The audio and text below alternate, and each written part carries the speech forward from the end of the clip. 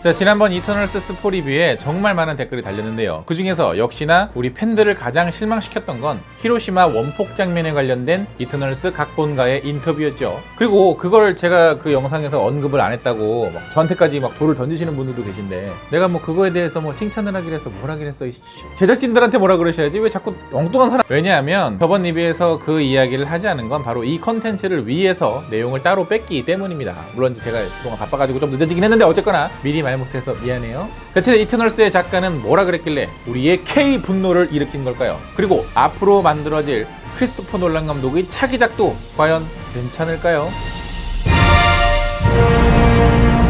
안녕하세요. 가시영화 보는 남자 엉준입니다. 오늘은 이터널스가 개봉한 이후 특히 한국 관객들에게 정말 많은 논란을 일으켰던 바로 그 장면이죠. 히로시마 원폭 장면에 대해서 이야기를 해볼 건데요. 이터널스 멤버들 중에서 발명을 담당하고 있는 파스토스가 원폭이 투하되었던 히로시마의 빈 땅에서 좌절하고 인류에게 반감을 느끼는 장면이 등장을 하죠. 그 장면에서 많은 사람들이 반신반의했습니다.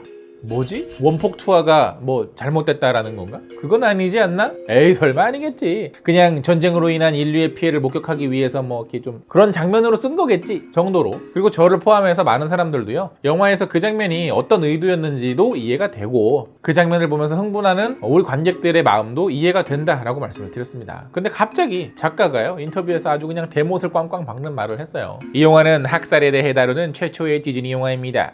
일본계 미국인이자 일본의 가족이 있는 저로서는 매우 중요한 문제죠. 인류가 어떤 일을 했는지 짚어보기를 바랍니다. 물론 여러분이 더 화를 내시기 전에 하나만 짚고 넘어가자면요, 전쟁에서 승리한 승전국도 있고 패전국도 있고 뭐 여러 가지가 있습니다만은 전쟁이란 과정에서 양쪽에 수많은 피해가 있는 것은 뭐 사실이죠. 게다가 히로시마와 나가사키 원폭 투하는요, 인류가 인류에게 사용했던 처음이자 마지막 원자폭탄이기도 합니다. 그 과정에서 군인을 포함해 수십만 명의 민간인 사망자가 있었던 건 역시 팩트죠. 그리고 미국인들 중에는요, 그러한 일에 책임감을 느끼는 사람들도 있습니다. 뭐 당연하죠. 미국은 워낙에 수많은 전쟁을 치르는 나라이기도 하지만 그러다 보니 미국인들 중에는 전쟁을 반대하는 사람들도 많으니까요. 그러나 우리가 분노하는 지점은요, 일본이 어느 날 갑자기 막 억울하게 잘 살고 평화롭게 살고 있는데 에라이 모르겠다 그러고서는 원폭을 때려 맞은 나라가 아니잖아요. 엄연히 전쟁을 먼저 일으킨 전범국이죠. 우리나라 를 포함해 아시아 전체를 향해 저지른 수많은 전쟁 범죄들로 인한 피해자는요, 히로시마, 나가사키 원폭 피해자보다 훨씬 더 많을 겁니다. 그것도 팩트 아닌가요? 사람들도 그렇잖아요. 뭐 학창시절에 조금 이렇게 놀아봤다고 막 주먹 좀 썼다고 하는 친구들조차도 지들이 때린 건 기억 못하고 맞은 것만 기억하잖아요. 일본도 그렇죠. 제가 얼마 전에 유튜브에서 이런 영상을 본 적이 있습니다. 어느 일본 노부부가요, 원폭 개발을 했던 미국인에게 사과하라고. 그랬더니 대뜸 그 미국인이 하는 말, 진주만을 잊지 말라. 그리고 또 덧붙여서 얘기를 했죠. 누군가를 비난하고 싶다면 일본군을 비난해야 한다고. 그 얘기인즉 일본 사람들은 객관적인 판단이 안 된다는 거죠. 사실 한국인들이 가장 분노하는 건 바로 그 지점이죠. 독일과 달리 잘못을 인정하지 않고 거꾸로 배나라 감나라 하듯이 적반하장의 태도가 여전히 문제잖아요. 그러니까 만약에 일본이 독일과 같이 한국 사람들이 충분히 납득 가능할 만한 사과를 뭐 여러 번 했고 또 그에 대한 교육도 자국에서 잘 이루어졌더라면 이터널스의 똑같은 장면이 나와도 아무도 뭐라고 하지 않았을 거예요. 그런데 그렇지 않은 입장에서 이 원폭 장면을 통해서 또 거기다가 일본계 미국인이라고 하는 그 작가님께서 전쟁에 대해 다시 생각해봐야 되는 거 아니냐, 일본에 가족이 살고 있는 우리는 되게 중요한 문제다, 뭐 그런 메시지를 위해서라면요, 뭐 사실 1차 대전도 있고 2차 대전도 있고요, 뭐 최근이라면은 9.11 테러도 있고 뭐 정말 많은데 굳이 이 장면으로 그런 메시지를 담았어야 했느냐에 대해서는 의문이 들 수밖에 없었다 라는 거죠. 자, 그런데 여기서 제가 또 하나 걱정되는 영화가 있습니다. 바로 오프닝에서 말씀드렸던 크리스토퍼 놀란 감독의 차기작 오펜하이머인데요. 왜 이터널스의 원폭 투하 장면을 얘기하다가 뜬금없이 크리스토퍼 놀란 감독을 걱정을 하냐, 뭐 그러실 수 있는데 그 이유는 놀란 감독의 차기작이 바로 이 원자폭탄을 개발했던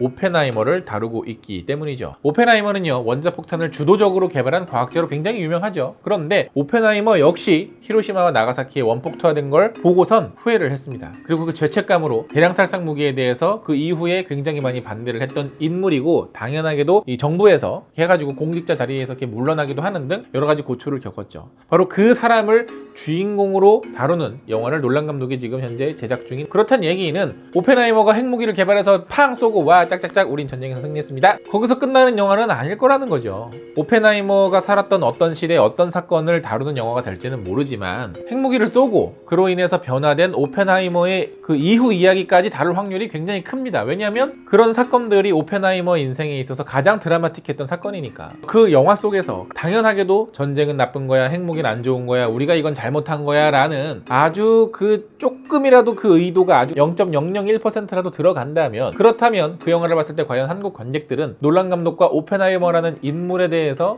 어떤 감정을 느끼게 될까요? 저는 결코 이터널스와 별반 다르지 않을 거라 생각을 합니다. 놀란 감독이 원자폭탄 투하에 대해서 또 일본의 입장, 미국의 입장, 오펜하이머라고 하는 어떤 이 개인의 입장을 얼만큼 어떤 의도로 다룰지는 뭐 지금은 전혀 우리는 알 수 없지만, 적어도 히로시마 원자폭탄 그 자체를 소재로 하는 만큼 이터널스와 비슷한 논란거리는 분명 생길 거라는 거죠. 이 얘기를 듣고서 많은 분들이 아니야, 갓 놀란 감독님은 그러실 분이 아니야, 덩케르크를 봐, 얼마나 전쟁을 객관적으로만 묘사했어. 덩케르크 같은 경우에는 놀란 감독의 할아버지로부터 많이 들었던 증언들도 있고, 또 영국인인 놀란에게는 매우 익숙한 사건과 이야기라는 겁니다. 서양인들이 바라보는 일본은요, 우리가 바라보는 일본하고 그 온도차가 굉장히 다르거든요.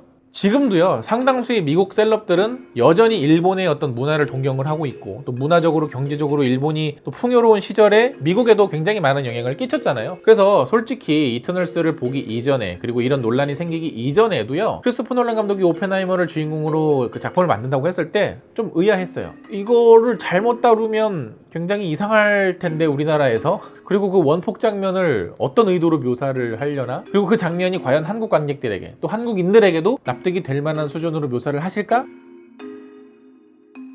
지금까지의 서양인들이 그린 일본의 모습, 서양인들이 바라보고 있는 일본의 모습으로 미루어 짐작하건대, 물론 제가 틀릴 수도 있지만 그렇지 않을 가능성이 매우 크다라는 거였어요. 이건 물론 저의 개인적인 생각입니다. 자, 그럼 여기서 한 가지 더 큰 의문이 떠오르죠. 사실 원자폭탄을 영화 속에서 등장시킨 게 이 영화가 처음은 아니거든요. 영화 속에 등장하는 실제 사건에 대해서 얼마나 불편을 느껴야 할까요? 사실 지금 그 몇십 년 전의 명작이라고 불리는 영화들을 다시 보면요, 지금 관점에서 이건 좀 아닌데 싶은 불편한 지점들이 생각보다 꽤 많습니다. 그 중에는 지금 이 시대의 어떤 가치관과 다른 문제들도 있고요. 또 어떤 거는 실제 사건을 저렇게 우스꽝스럽게 묘사를 해도 괜찮았었나? 갸우뚱하는 부분들도 있습니다. 자, 제가 여러분께 이런 영화 스토리를 하나 말씀드려 보겠습니다. 어느 날 커다란 배가 바다 한가운데에서 침몰합니다. 그리고 수많은 사람이 죽었죠. 한참이 지나서 그 침몰했던 배를 소재로 어떤 영화 감독이 로맨스 영화를 만든다고 합니다. 아니, 수많은 사람이 죽은 재난사고인데 그걸로 로맨스 영화를 만든다고? 근데 이미 그런 영화가 있었죠. 바로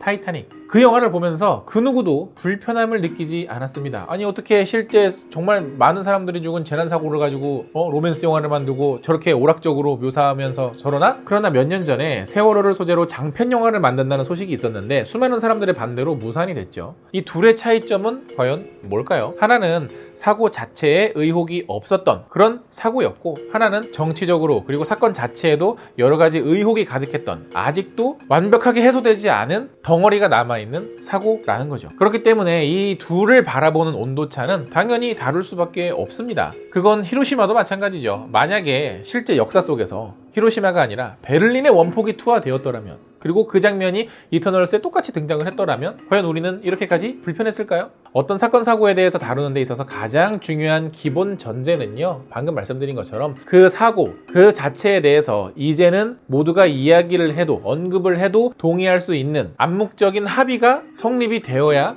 불편하지 않다라는 거죠. 그러나 이터널스는 그렇지 않았습니다. 그리고 놀란 감독의 오펜하이머는요, 아직 알 수는 없지만 논란이 될 수도 있고 아닐 수도 있죠. 자, 우리는 영화 속에 등장했던 실제 사건들 중에서 어디까지 재단해야 되고, 어디까지 지적을 해야 되고, 어디까지 받아들여야 할까요? 영화 속에서 어디까지가 과연 창작자의 그냥 단순한 소재 이용으로 봐야 될까요? 여러분은 어떻게 생각하시나요? 앞으로 현실 속에 있었던 사건을 다루는 영화는 과연 어떻게 만들어져야 할까요? 여러분의 현명한 의견 댓글로 많이 달아주세요. 어쩌면 여러분이 달아주시는 이 의견들이요, 미래의 영화들을 올바르게 바꿔나갈 수도 있습니다. 누군가는 지나가다가 이걸 보고서 나는 조금 다르게 만들어야겠다, 이렇게 만들어야겠다라고 뭐 다짐을 할 수도 있지 않습니까? 자, 그럼 여러분들의 현명한 의견 기대해 보면서 저는 다음 영화 리뷰로 찾아뵙겠습니다.